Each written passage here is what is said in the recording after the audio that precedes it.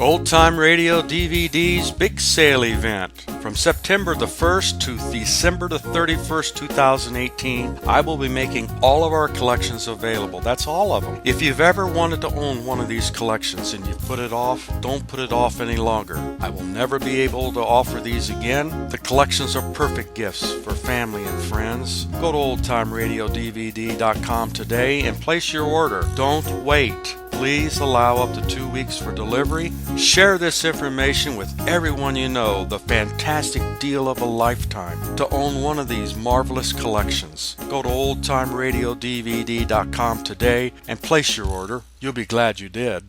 The Chevrolet program starring Jack Benny with Frank Black and his orchestra.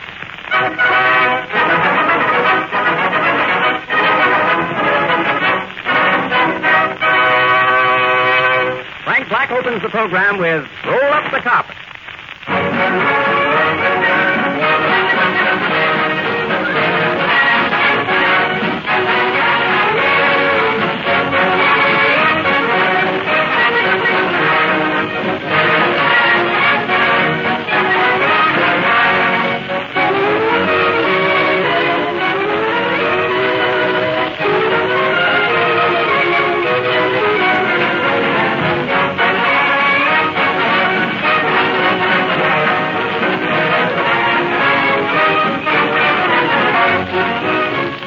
Last week, my friends, I directed your attention to that big, striking Chevrolet poster now on all the billboards. Every minute, someone buys a Chevrolet. Ladies and gentlemen, that statement is incorrect. Tonight, I take pleasure in informing you that since the Chevrolet poster was prepared, Chevrolet sales have shown such an increase that instead of every minute someone buys a Chevrolet, it should be every 40 seconds someone buys a Chevrolet. Now that, mind you, is every 40 seconds, night and day. And here are the figures to back it up. During the month of May, Chevrolet dealers reported the sale of over 65,700 cars and trucks. That's 17,500 better than May 1932. 11,800 better than April of this year. Naturally, Chevrolet is grateful to the American public for making such a record possible. A record which exceeds by 1,000 cars a day the May production of any builder of automobiles. And everybody knows why. Chevrolet is the only car giving Fisher bodies, no draft ventilation, fine performance, proved dependability, and unexcelled economy at prices as low as $445 FOB Flint. That's why, today, more than ever before, Chevrolet is the world's largest builder of automobiles.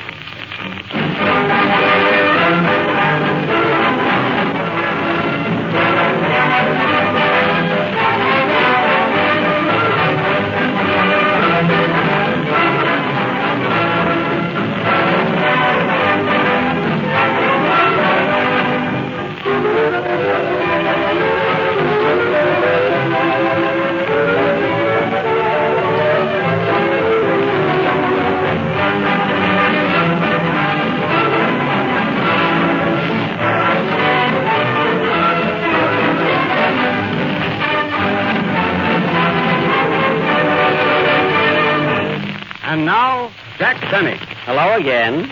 This is Jack Benny, the Earth Galloper, coming to you with all the late news events, and tonight we have a big surprise for you. We are going to give you a full description of the Smelling Bear fight which was not broadcast last night. We have here our own film of this famous fight held at the Yankee Stadium, where the New York Yankees play baseball while at home. Run the film, Hank. The preliminaries are over, and Smelling and Bear are now in the center of the ring taking their instructions. What a crowd, folks. 60,000 people and only 30 vacant seats. Primo Carnera walks in and the 30 seats are filled.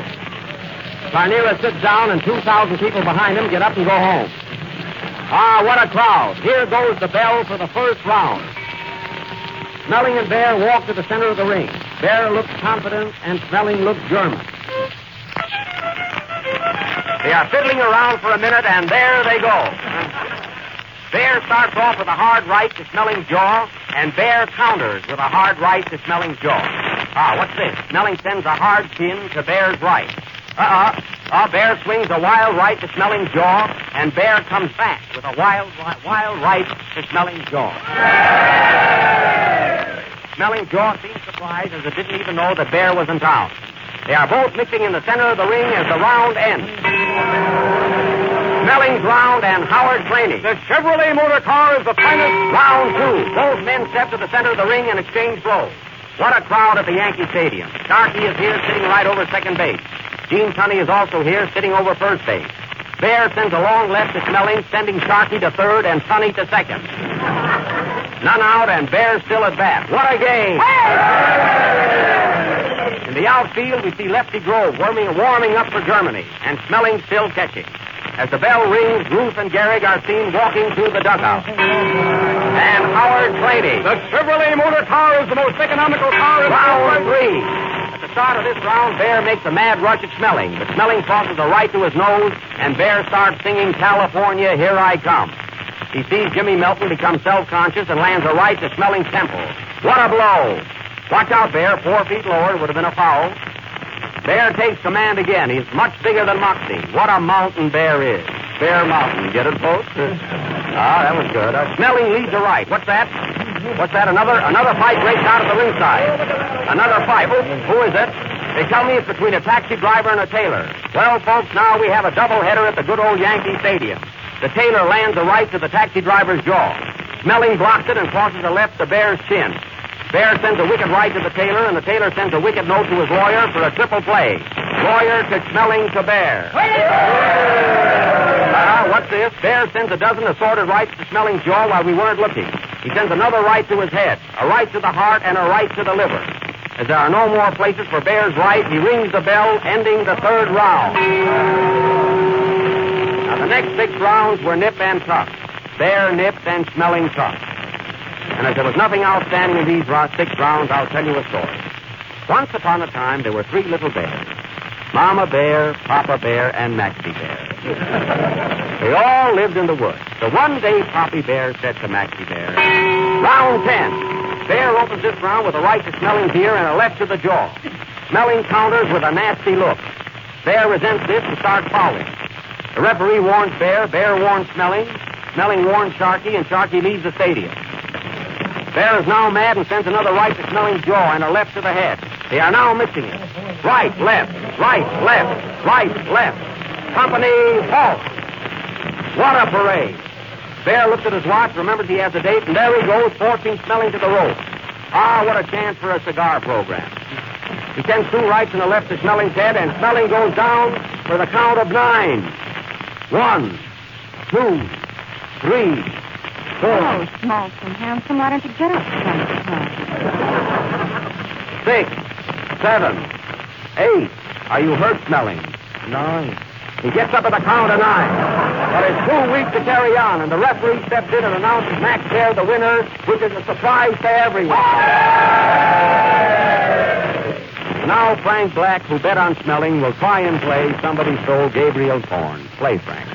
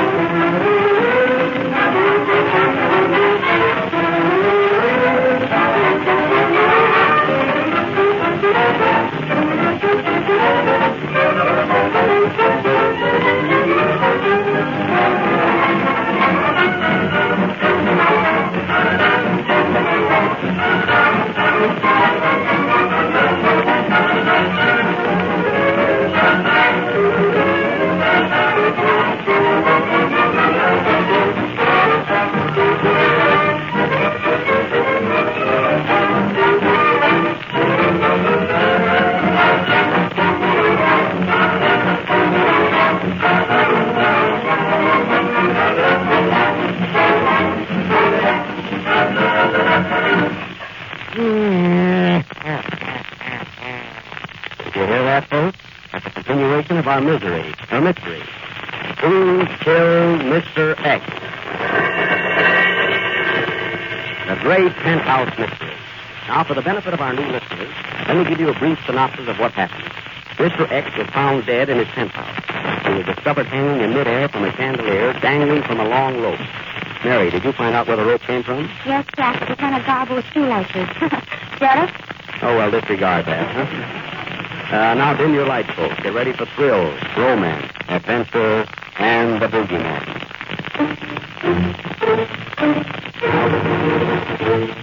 Not yet, Frank. Besides, we're not feeling anything. This is a mystery. Hey, Mr. Benny, when do we have to fix things? One mystery at a time, please. Remember, folks, last week we put the case in the hands of Sherlock Holmes, but nothing happened. And if we pay Sherlock in advance, we'll have to give him another chance. And those of you who have given Chevrolet a chance will admit there is no mystery attached to it. That was Hawkshaw Cleaning, folks, who was always on the trail of a plum. You'll have to pardon me while I put on my makeup now. I'm Sherlock Holmes, you know. Now, while we are preparing for this scene, James Melton is saying, Our Sweet Mystery of Life. This has nothing to do with our mystery, folks.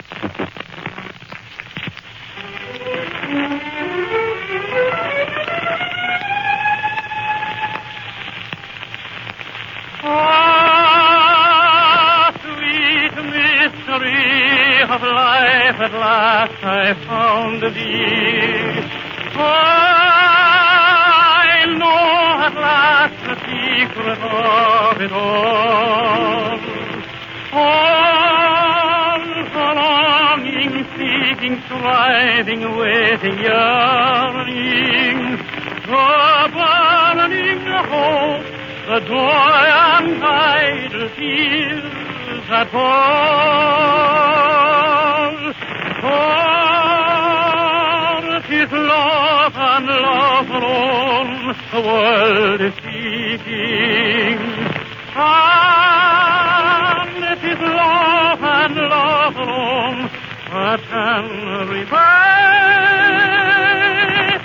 Is the answer, is the end and all of living. For it is love alone that rules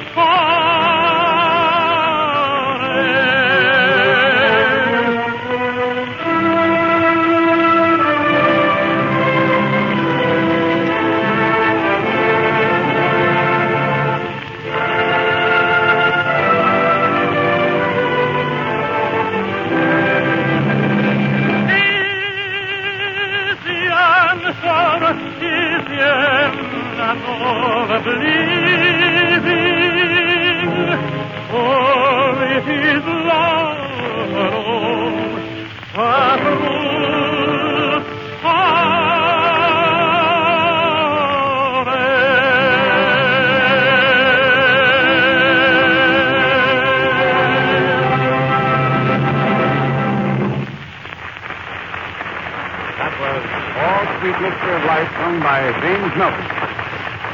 And now we take you again to the study of Sherlock Holmes, who is working out some new clues in hopes for a speedy arrest of the murderer of Mr. X. The Home of Sherlock Holmes.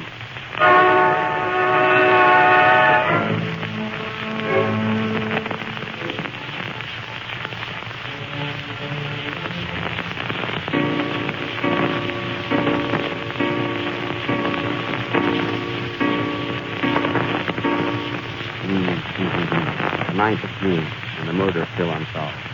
What seems to be the trouble, Sherlock? I never saw you act like this before. Very mysterious case. Very mysterious, Watson. Very mysterious. Watson, I must think. Bring me my piano. The finance company took it away this morning. Then give me my violin. It's no use. No use, Watson. I will never learn shuffle off the buffalo. Then why don't you try Rochester or Albany? Albany, fine. How does it go? Albany. Why not take Albany? Watson, an idea just struck me. You couldn't loan me $10, could you? Sherlock, you're wonderful. How did you get it? I felt it. Was there anybody here to see me today? Yes, 3 fellows. What's their name? Sir Arthur, Cohen, and Doyle. Very good, Watson. You better let me get a laugh or you won't be on the program next week. That's elementary, Sherlock. Hello. Hello. This is Ohms in Boston, Incorporated. You want to speak to Mr. Ohms? Wait, I'll connect you with the bathtub. I'm not taking a bath, Mary. Well, you should be. Here. It's for you. Who is it? Mr. X, he wants to know how you're doing with his case. Give me that phone. Correct? Yes, we'll find the man who murdered you. Just keep your shirt on. Yes, you'll get a report. What's the address? All right. Goodbye. Put down the address, Mary. Box 32, Evergreen Cemetery. See, he lives right next door to my great-grandfather. Mary, see who it is. Be on your toes, Watson. Who do you wish to see, sir? Mr. Holmes, I've got some news for you. Let him in. Well, young man, what can I do for you? I have a clue to the murder of Mr. X. You have a clue, eh? Who are you? I'm a stool pigeon. Oh, a stool pigeon, eh? Sit down. Mary, get him a stool. Here you are. Mr. Pigeon. Mary, lock the door. Close the window and pull down the blind. Now tell me, who do you think killed Mr. X? Well, give me $5 and that's all I know. For $5, eh? Mary, have you... Certainly not. Watson. No. How much do you want to sell all? $5. Here's 50 cents. Just give me a rough idea. Well, you're a new customer. I'll take it. Now, what's your clue to the murder of Mr. X? Well, I saw a fellow flying over the penthouse less than a week ago. He looked very suspicious. He was flying over 200 miles an hour, and he didn't stop until he got to Oslo, Norway. Oslo, Norway. Yes, and when he turned around and saw me looking, he left quickly for Moscow. Yes. Go on. And as soon as I got to Moscow, he left for Siberia. How did you keep up with him? Don't tell anybody. Watson, a Chevrolet. Mary, a Chevrolet. It was a Chevrolet, folks, the most dependable car in the low-price field. Now, Mr. Pigeon, your face looks very familiar. What did you do before you became a stool pigeon? You... I thought so. Now, tell me one more thing. Did you get the name of this aviator? Yes. His name is Jimmy Mattern. Oh, Mattern, eh? Watson, put down that salami. Get me my aeroplane. There's no time to lose. We'll follow him to the ends of the world. But wait, Sherlock, how did you figure he could have killed Mr. X by flying over the penthouse? Well, I'll tell you, Watson. All those aviators carry sandwiches. Now, he may have had a three-decker sandwich and dropped it. And that would kill anybody. Sherlock, you're a bear. Watson, you're smelling. Get the aeroplane.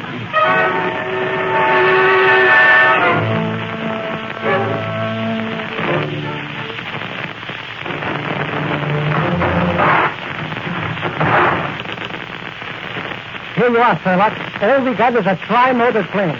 What's a tri-motor plane, Jack? Plane with 4 motors. Watson, spin the propeller.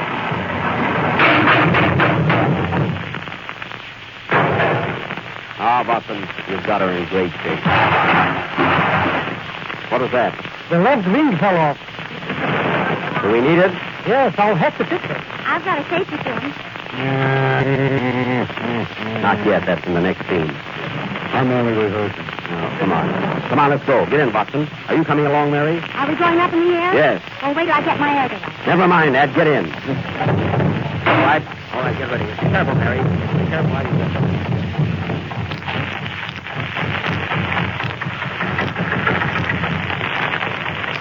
Happy landing!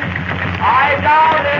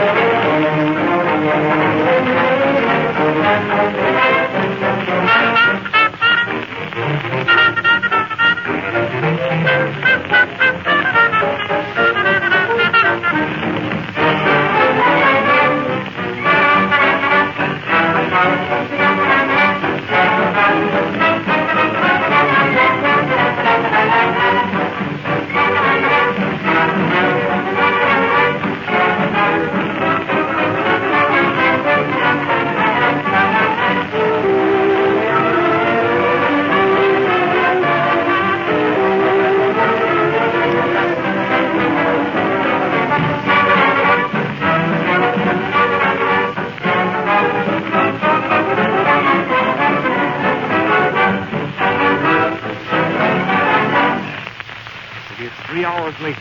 Sherlock Holmes and Watson are still on the trail of the murderer of Mr. X.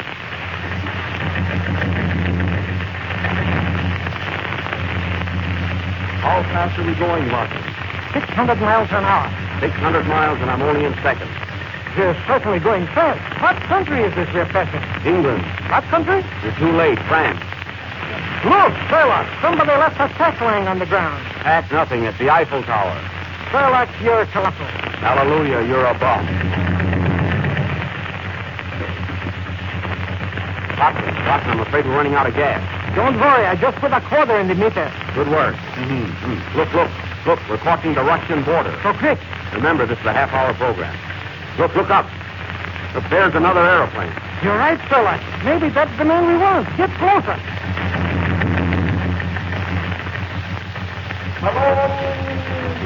Hello there.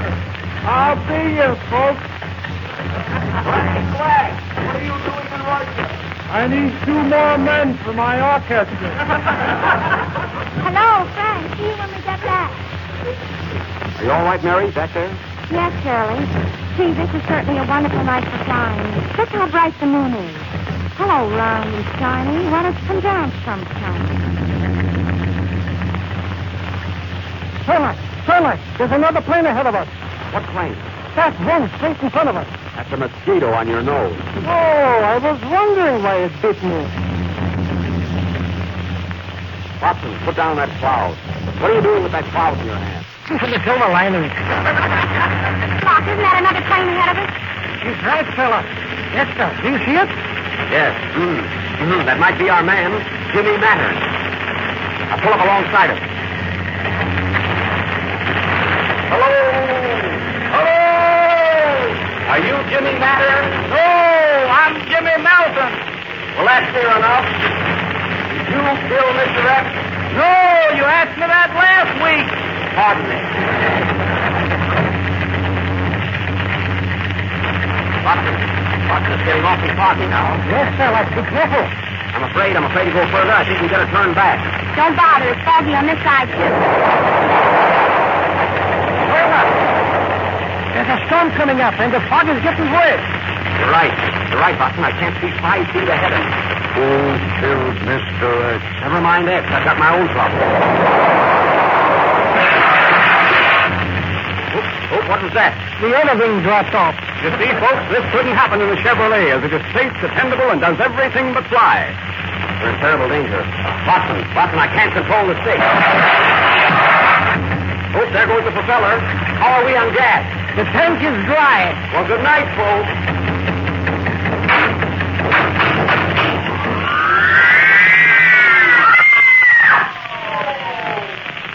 Next week, ladies and gentlemen, we will continue our mystery. Who killed Mr. X? And what happened to Holmes, Watson, and Mary? And smelling. Right, Watson. Play, Frank.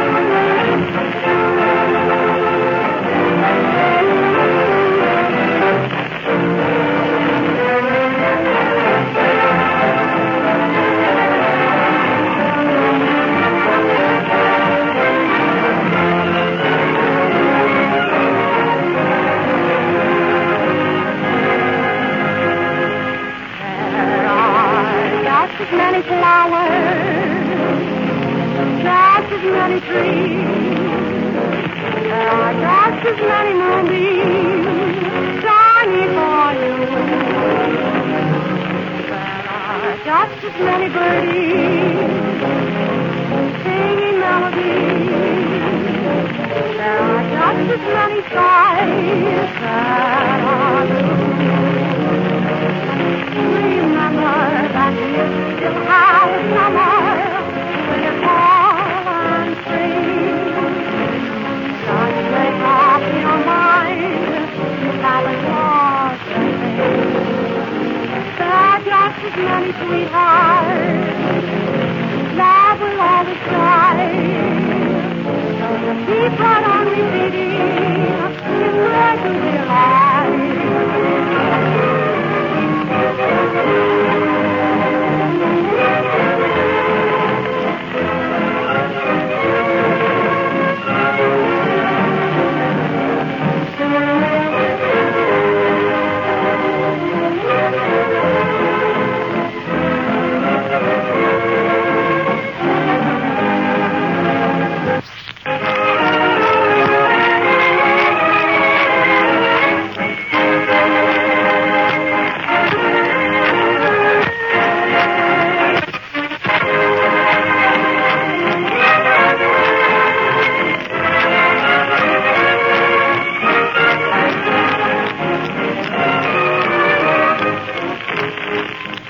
Century of Progress Exposition.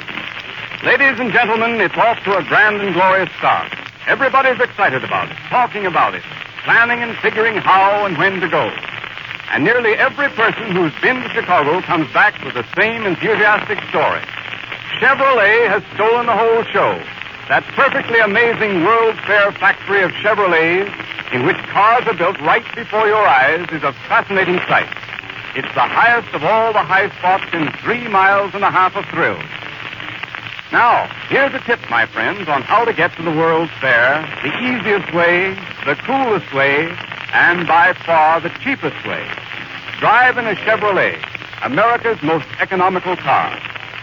You can travel all day long, and based on average gasoline costs throughout the country, 4 people in a Chevrolet can cover over 200 miles for less than 40 cents apiece.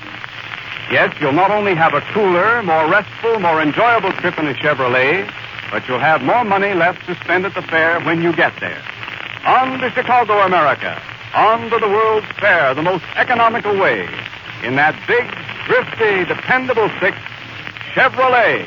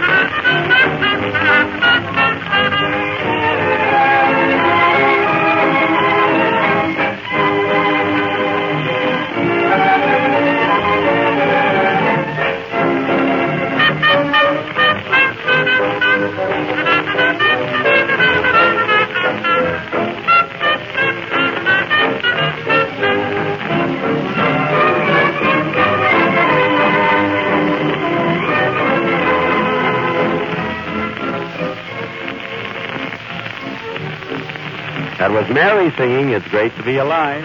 And don't forget to listen in next Friday, ladies and gentlemen, and follow our thrilling mystery, Who Killed Mr. X? Come on, Mary, I'll take you home now. I'm sorry, Jack. I have a date tonight. With whom? Oh, yeah? Well, he'll find out. Good night, folks. Come on, Shadow.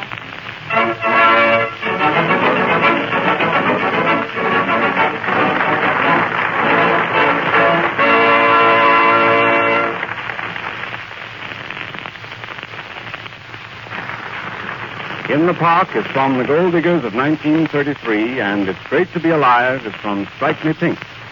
This is the National Broadcasting Company. WEIS, New York.